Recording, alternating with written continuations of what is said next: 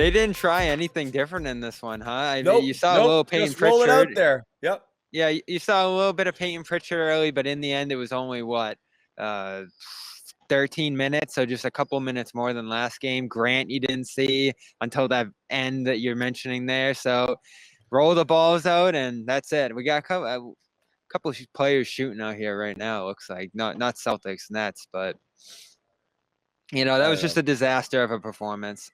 What more did you need? Like I'm not hanging the whole thing.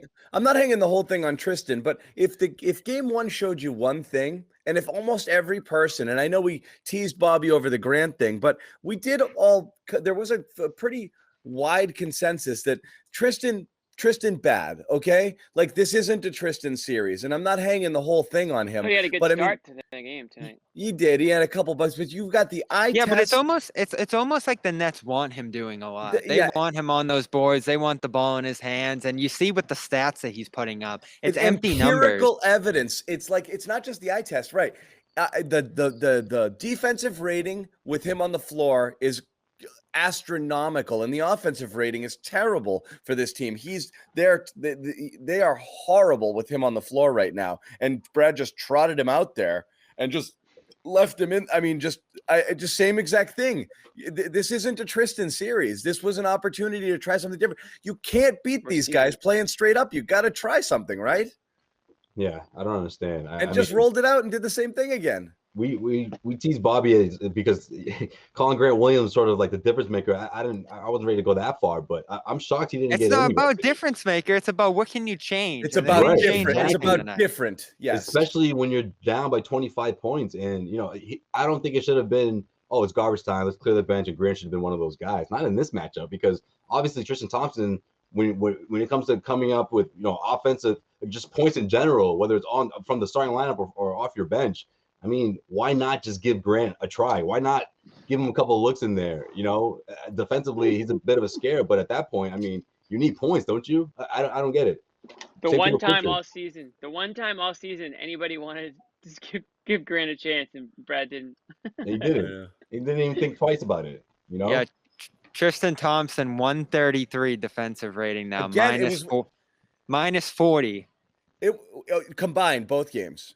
Yep. Yeah, it was 138 after game one. Tonight it was again pretty freaking bad, but I mean it's bad, man. I mean it's so obviously bad. I can't believe they went with it again tonight. I can't believe it. Especially the game Rob played. The entire Nets team was like, wow, Rob Williams is freaking amazing. We have to watch out for Rob Williams. Hopefully we don't run into Rob Williams next game. It would be really bad if Rob Williams was there blocking all our shots again.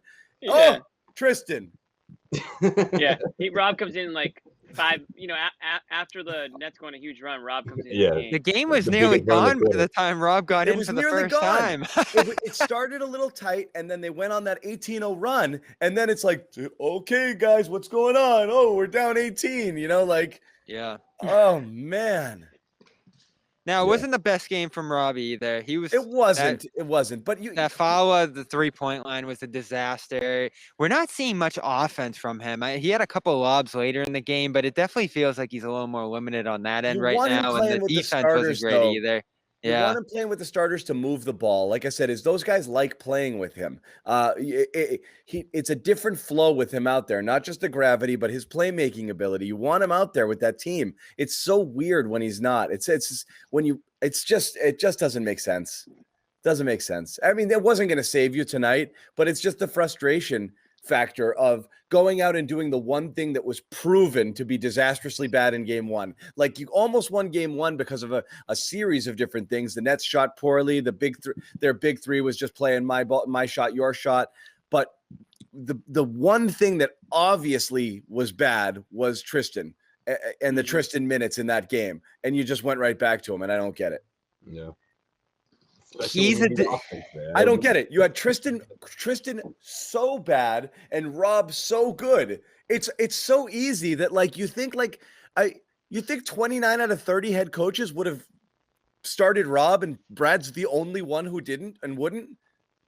For real, who else? It's close. Who else? Yeah, I mean, honestly, yeah. I mean, It's pretty mind blowing, and with there are the foot people who will issues, though, defend it. I don't think it's a matter of he should have absolutely started. I just think to stop the bleeding, I mean, what took you so long? Like, what were you waiting for? Like, what was it? I get the feeling 13-0 run wasn't enough. Like, I didn't get that. I get the feeling that they think, and you look at the stat sheet, 8 offensive rebounds for Thompson. I think they feel like he's a massive disadvantage out there in terms of Brooklyn's size. Like he can just go right in there and grab offensive rebounds and wreak havoc. But again, you're seeing that it's not impacting the game that much. If he grabs an offensive rebound, as he did early in this game, gets fouled going up, scores 1 point out of it, and then the Nets rush right back and hit a 3. I mean, that's a losing stretch right there. That's exactly the way the Nets want the Celtics to play. He can do some things, and you're right. They're almost allowing it. But the Celtics overall are measurably, demonstrably worse when he's on the floor on almost every facet of the game. So stats be damned. His individual stats don't really matter there. The Celtics are clearly worse when he's out there.